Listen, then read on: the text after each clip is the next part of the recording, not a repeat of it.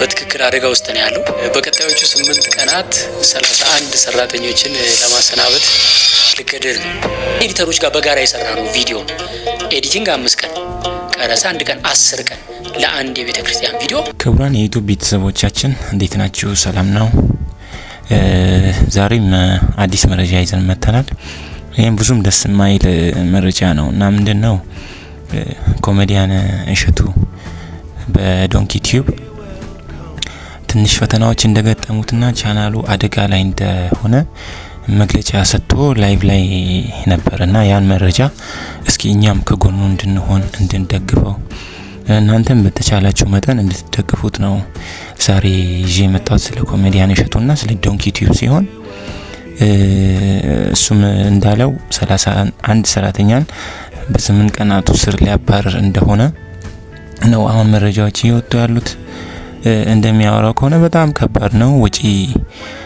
ወጪያቸውን የዩቲዩብ ገቢ ወጪያቸውን መሸፈን እንዳልቻለ እና የሰራተኞችን እንዳልቻለ የህንጻ ኪራይ ብር መክፈል እንዳልቻለ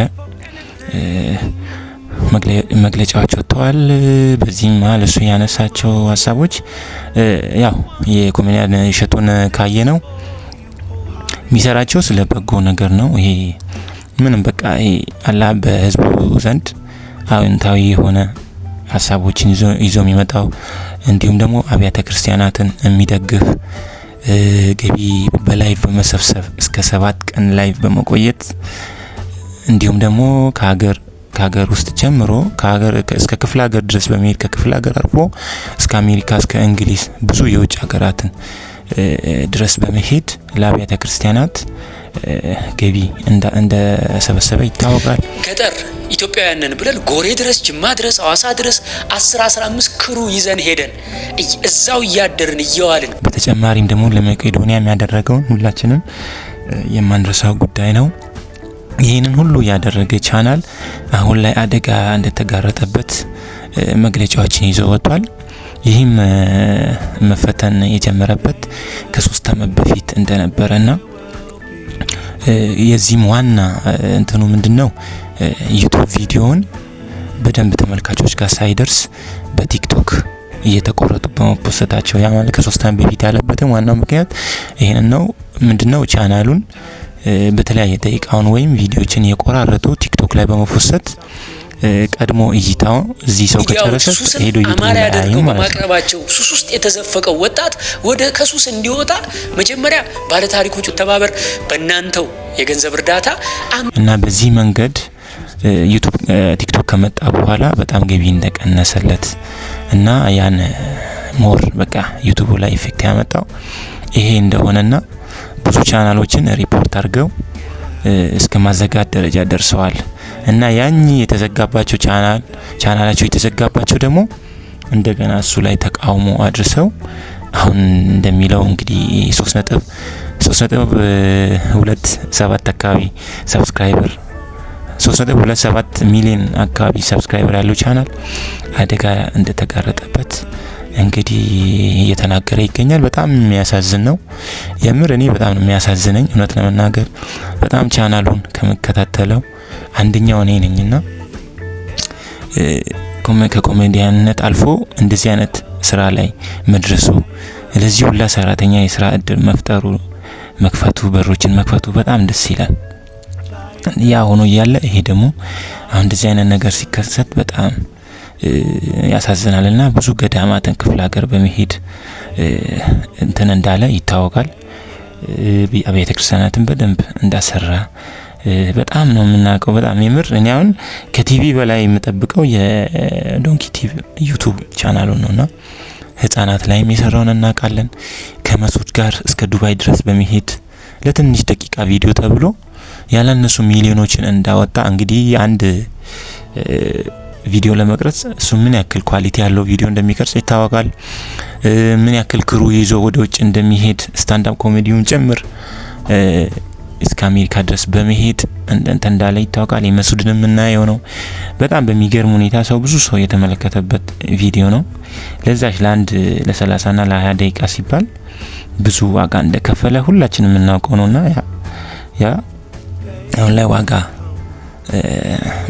በጣም አደጋ እንደተጋረጠበት አንድ ቪዲዮ ለመቅረጽ እስከ 10 ቀን እንደፈልቱን ዋጋ ብታውቁ ትገረማላችሁ። እህል ማግኘት አንደኛ፣ 45 መኪና ባንድ ላይ ማግኘት፣ ከነጋዴዎች ደረሰኝ ማግኘት፣ ቀን ላይፍ በመቆየት ገቢ በመሰብሰብ በጣም በቃ የሚገራርም ስራዎችን እንደሰራ ይታወቃል። እንግዲህ ያው ለክፋት ቻናሉን መጠቀም ቢፈልግ 20 እና 30 ደቂቃ ዝም ብሎ አውርቶ የሚያገኘውን ገንዘብ እሱ ለበጎ ተግባር እያዋለ እንደሚገኝ ለገጠር መንገድ እንዳስገባ ትራክተር ለገዳማት ለአብያተ ክርስቲያናት እንዳስገባ ሁላችንም የምናውቀው ነው። እንደዛ የሆነ ቻናል አሁን ለዚህ መብቃቱ አይገባውም። እውነት እንደ አንድ ኢትዮጵያዊ አይገባውም። ዶንኪ ቲቪ እንደዚህ ሊሆን አይገባውምና ሁላችንም ኢትዮጵያውያን ከጎኑ እንድንሆን በተለይ አብያተ ክርስቲያናት ላይ የሰራው ነገር ያው በብዛት የሚሰራው ኦርቶዶክስ ቤተክርስቲያን ላይ ቢሆንም ያው እነሱም ተደገፉ ማለት ለሁሉም ኢትዮጵያዊ ነውና በጣም በቃ የሚያሳዝን እንግዲህ የምናውቀው ነው። ከዚህ በፊትም ብዙ ሰራተኛ እንደቀነሰ እስከ 37 ሰራተኛ ድረስ እንደነበረ ደግሞ እስከ 1 ሚሊዮን ለአንድ ወር ደሞዝ እንደከፈለ እንግዲህ ለሰራተኞች የከፈለበት እስከ 1 ሚሊዮን እንደደረሰ አሁን ባወጣው መግለጫ አውርቷል። እንደገና ደግሞ በአንድ ወር እስከ 300,000 ግብር ለመንግስት እንደከፈለ ለአንድ ጽዳት ሰራተኛ እስከ 12,000 ብር እስከ 16,000 ሁላ እንደከፈለ አሁን ባወጣው መግለጫ እየተናገረ ነበርና በጣም እግዚአብሔርን በጣም ነው ያሳዘነኝ እንደኔ እና ይሄን የመሰለ አንድ ባለውለታችን ነው ለሀገራችን። ያው ኢትዮጵያ ላይ እውነት ለመናገር የሰው ልጅ የሚከበረው ህይወቱ ወይ ሲያልፍ ነው ወይ የሆነ ነገር ሲሆን በቃ በተለይ ሲያልፍ ነው። ህይወቱ ካለፈ በኋላ ነው የሰራው ስራ የአንድ ሰው የሚለውና በህይወት እያሉ ከምናደንቃቸው መሀል አንዱ እኔ ከማደንቃቸው መሀል ዋነኛውና አንደኛው ኮሜዲያን እሸቱ ነው። በአጭር ጊዜ ውስጥ እንግዲህ ዩቲዩብ ላይ 7 አመት ነው የቆየው። 7 አመት ማለት በጣም እውነት ለመናገር ትንሽ ጊዜ ነው። ዩቲዩብ ላይ እስከ 3.9 ሚሊዮን ለማምጣት 7 አመት ብቻ ነው የፈጀበትና ያ የፈጀበት ጊዜ ብቻ አይደለም የሰራው ስራ ከአንድ ወጣት ከሚጠበቅ በላይ ነው። ለመቄዶንያ ሙሉ ብሮችን ምናምን ወጪ በላይፍ እንደሰበሰበ እናውቃለንና ደግሞ ከዚህም አልፎ በትግራይ ጦርነት ሁሉም ሰው እንግዲህ ያስቡ ከአንድ ወገን ሆኖ እንትን ሲልበት መንግስት ጋር ሆኖ ምናምን እንትን ሲል ይታወቃል። ግን እሱ ምንም እንትን ሳይል ሁሉንም እንደ እኩል በማየት የሃይማኖት አባቶችን በማምጣት ከፕሮቴስታንት ከሙስሊም ከኦርቶዶክስ አምጥቶ በቃ እንደ ሽምግልና አላ በምክር ምናምን በሱ ቻናል እንደለገሱ ይታወቃል። ይሄን ሁላ በቃ በጣም ብዙ ዋጋ የተከፈለበት ቻናል እንዲሁ በቀላሉ እንደዚህ ሲሆን ማየት በጣም ያማል። አሁን ያው እሱ የጠየቀው እውነት ለመናገር ብዙም የሚከብድ ነገር አይደለም። 3.9 ሚሊዮን ሰብስክራይበር ያለው ሰው 2000 አናጣም። በቃ 2000 ሰው አናጣም። 2000 ባርኮድ ምስካም ብታረጉት ጆይን ወደሚለው በተን ይወስዳችኋል። በ5 በ10 ዶላር ቤተሰብ ሁኑና በቃ ሳይታወቃችሁ ትልቅ ሚዲያ ፍታው ሜምበር ከሆነ በየወሩ 5 ብር ነው የሚቆረጠውና ያ ቢያንስ ለሰራተኞቹ ክፍያ እንደሚሆን እና እሱም በነጻነት መስራት እንደሚችል ብዙ ወጪዎች የህንጻ ኪራይ የመንግስት ግብርና ብዙ ወጪ ስላለ ቢያንስ ሜምበር የሆኑ ሰዎች የሰራተኛን ደሞዝ መሸፈን እንደሚቻልና ከዚህም የባሱ ትልልቅ ስራዎችን ሊሰራ እንደሆነ አሁን ቃል እየገባ ይገኛል። ሁላችሁም ይሄንን ማድረግ የምትችሉ የምሬ ነው የምለው ሁላችሁም ማለት ነው። እኔ አሁን አንድ ተራ ሰው ነኝና በአቅም ያላችሁ ሰዎች ዝም ብሎ ላይቭ ላይ እኮ ሰው አንበሳ ምናምን ይወርድ የለ ብር 5 ብር ማለት ምንም ማለት አይደለም።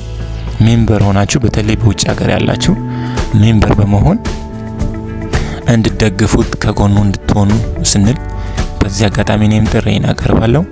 እስኪ ሁላችሁም አይከብዳችሁ። እውነት ለመናገር በኢትዮጵያ እይታ 1 ሚሊዮን ይታይ ስንትም ይታይ ምንም ዋጋ የለውም። ቪፒኤን ካላበራን ድረስ በመሃል ማስታወቂያ አይመጣልንም ዝም ብለን ስለምናይ። ግን ይሄንን በደንብ በአትኩሮት ማየት ያለባችሁ በተለይ በውጭ ሀገር የምትኖሩ በጀርመን፣ በእንግሊዝ፣ በአውስትራሊያ፣ በዩኤስኤ፣ በካናዳ በሁሉም ቦታ የምትኖሩ ከጎኑ እንድትሆኑ እና እዚህ ኢትዮጵያውያንም የምትችሉትን እንድታደርጉ እሱም ጥሪ እያቀረበ ይገኛል።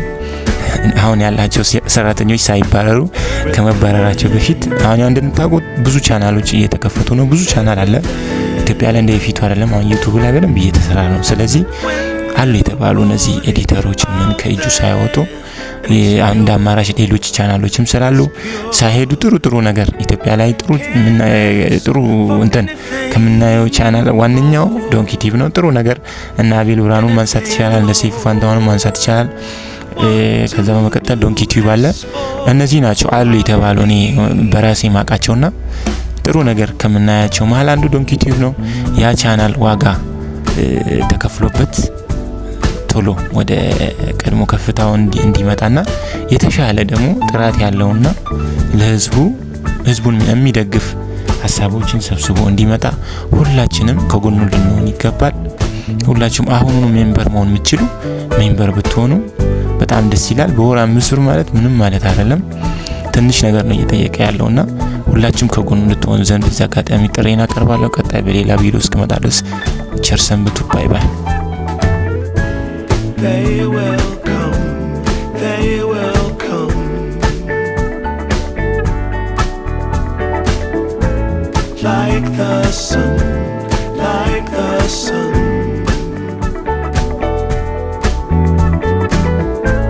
They will be, they will be everything, everything. Can't really be enticed, although it's very nice. In my space I feel most comfortable. Choose what you like, choose your people, choose your time, choose to be vibrant, choose to feel yourself, choose to transcend, choose to be your own friend.